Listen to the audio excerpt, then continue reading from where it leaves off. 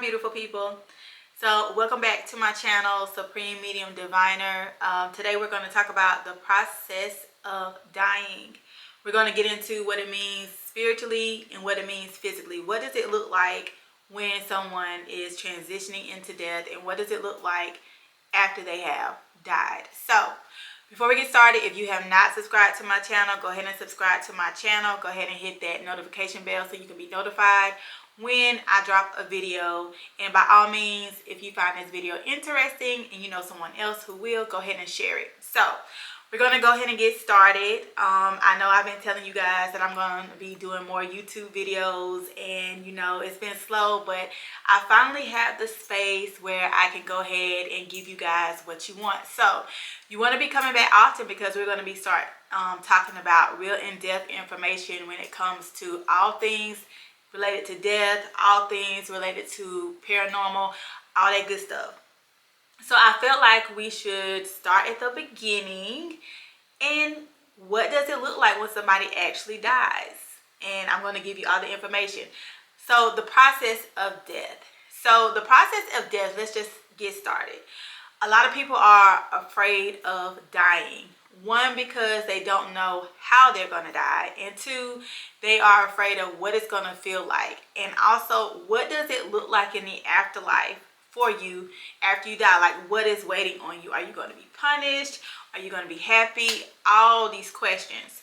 So I feel like if we start at the beginning, it can kind of get your mind ready to, you know, what it may look like for you. So first of all, let's talk about the physical parts of death, okay? So dying itself is not bad. It doesn't hurt. It is the thought of dying that scares you. It is the thought of how am I going to die that scares you. When someone takes their last breath, it does not hurt them, okay?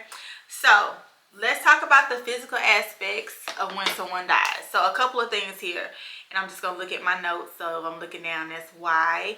So someone is declared dead when there is no more brain activity.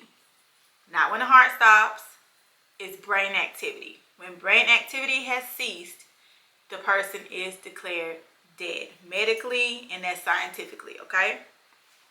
So before you get up to that point of the brain stopping, the last thing that's going to go is the hearing. So if someone is on their deathbed, even when the heart stops, hearing is the last thing that goes. Signs that someone is dying. A lot of people will hear the death rattle. Now, the death rattle is something that's going to come up probably when someone is like in hospice. They have had a couple of days of transitioning. They didn't die right away. And everybody does not experience a death rattle. The death rattle is a sound that comes up in someone's throat. It sounds like it's like some type of gurgling, okay? What's causing this gurgling is there is a liquid that is forming from the lungs. It's typically a black liquid. It's forming from the lungs, and it gets caught up in the throat as they're inhaling and trying to get air. Therefore, that when it gets caught up in the throat, that liquid, it causes that gurgling sound, which is called the death rattle. A lot of times in doing my work, when someone is on their deathbed or they're in the process of transitioning, they may not have the death rattle, but I can see on the inside, I can see the black substance, the liquid that's around the lungs, okay? So it's always going to be there, but everybody does not experience the death rattle. Visions. So when transitioning, people, and this is when it's all of a sudden, or this is when they've had time to transition, you will see other spirits, you will see entities. A lot of times you have your ancestors that come to you and they'll tell you, oh, such and such is in the room. Or, you know, if it's a tragic situation, say a car accident, a lot of people have spoken about they have survived car accidents of seeing someone that nobody else saw. And even when you're going to die, there will be somebody there that is waiting for you. So those visions are not fake. They really can see, because the reason for that is because that third eye allows you to see within the spiritual realm, if you cannot see with your naked eye, has become open. So therefore, you're going to see the spirits that have already been around you. So it could be a loved one, it could be a friend, it can be somebody that you have never seen before. Okay? So those are certain things that lead up to transitioning. Okay? And what happens after there is no brain activity? That's when we want to go ahead and get into the spiritual side of it. Okay?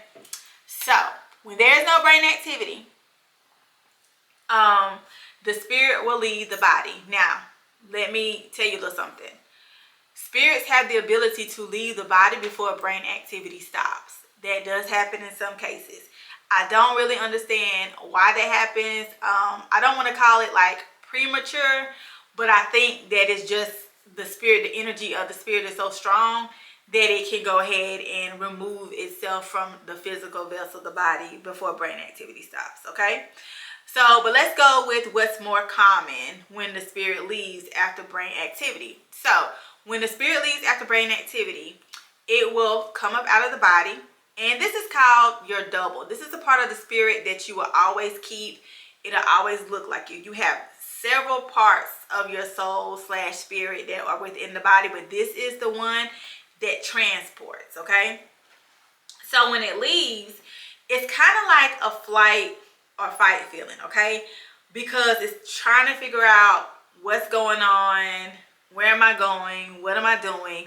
So the first thing that the spirit does is going to go to what it knows. So typically they will go to where a family member is, a location that they're familiar with, things of that nature. That's why some people, they will tell you that when someone dies, they get this sensation that they felt the person around them. They can't explain it, but that's why they literally did. You can also hear them sometimes, okay, when they come around. Now, with that being said, the flight or fight feeling, that's very like temporary, because they cannot leave. The spirit cannot separate from the body until the body completely shuts down. So when brain activity stops, the body still has to go through a process of shutting down. So the spirit has no choice but to return back to the vessel. So when the spirit returns back to the vessel, this is when you have rigor mortis. Rigor mortis sets in. Rigor mortis sets in about 4 hours after someone has been dead, like brain activity stops, okay? The spirit will always come back before rigor mortis sets in, okay?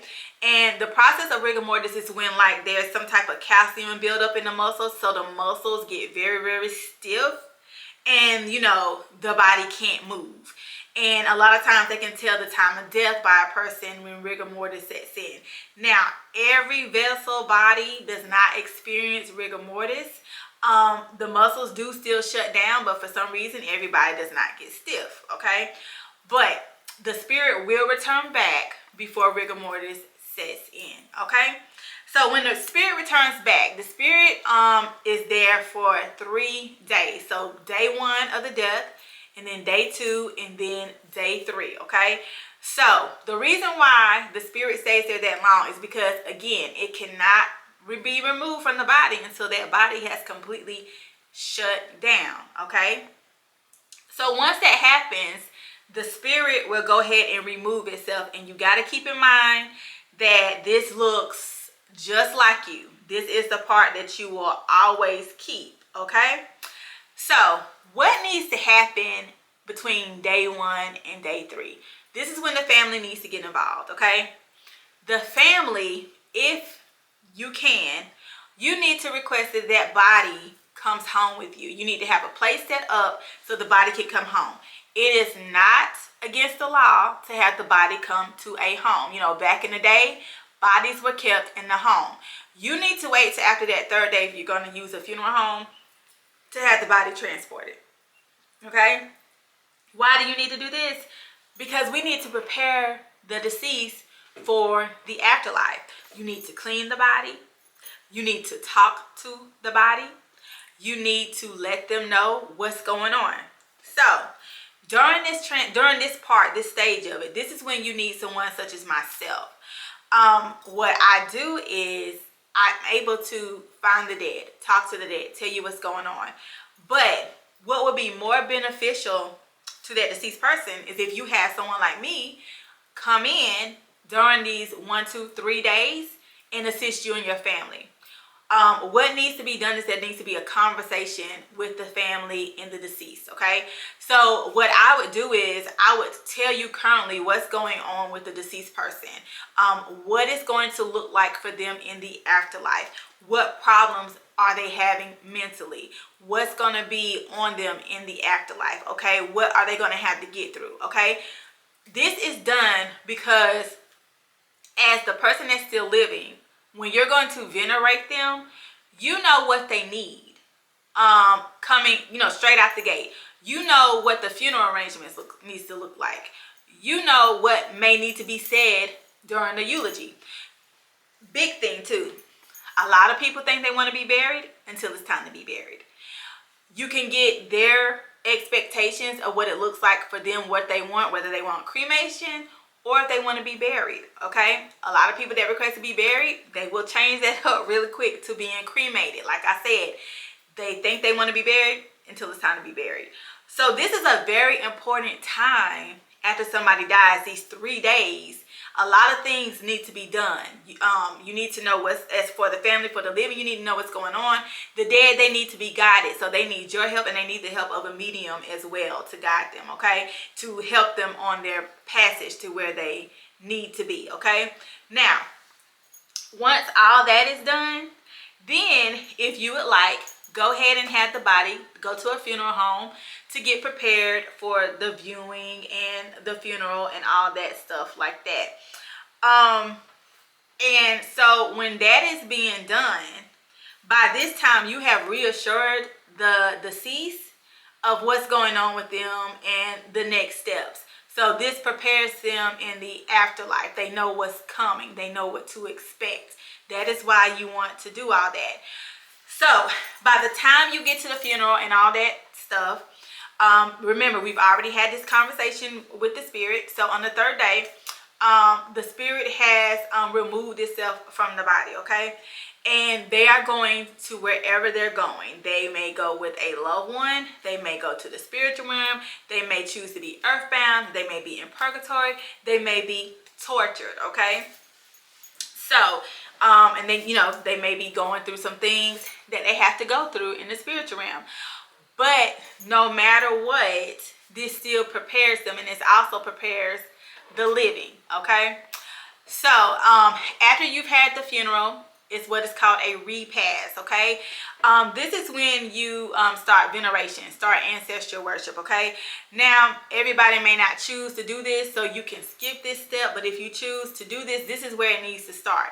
You need to start, the repast needs to be all about the deceased. That means if everybody's eating, you need to fix a plate for them, okay? You need to come up with a plan. What are we doing for them? What is each family member going to do to venerate them, to make sure that we're assisting them on their passage? So that is why the 1, 2, and 3 days in between those days when you speak with the medium and you have the communication, that is why that is such important, because when the repast comes, you can plan accordingly with other family members, and everybody can be on one accord on what they're going to need to help them in the afterlife, okay? So this is a group effort, okay? A lot of people get the mediumship, after, the funeral and all that kind of stuff like that, which is fine. You can still do that. But what I want you to realize is the mediumship is more beneficial before we do any burial, before we have any funeral. And then the family needs to come together at the repast and set up a plan for this ancestor, for the one that has passed on, okay? And then periodically you can also go and locate them, get the help of a medium, or if they're giving you messages and dreams and all that kind of stuff like that, because the communication is still going to be open, and see what's going on with them. Where are they at? Are they going to need more? But when you start ancestral veneration, they're going to keep in communication with you, okay? So they're going to be telling you what they need. That intuition of yours is going to understand all of that, along with, whoever is going to be involved in the veneration, okay? So, this was, nothing too, complicated, but very important. So in this video, you should have gotten out of this video. What does it look like physically? What happens to the spirit after they die? What should the living, the ones left behind, what should they be doing to prepare them for the afterlife? That's what you should have gotten out of this video, okay? So we will have more videos to come. I'm going to make this a series when we get into like real in-depth information of the process of dying. This is kind of like, you know, just skimming on the top. I'll kind of wait to see if you guys have any questions and kind of go from there to see, you know, what people are really wanting to know, and we'll dive in deeper into that. So please feel free to leave your comments with any questions that you have, any opinions that you have.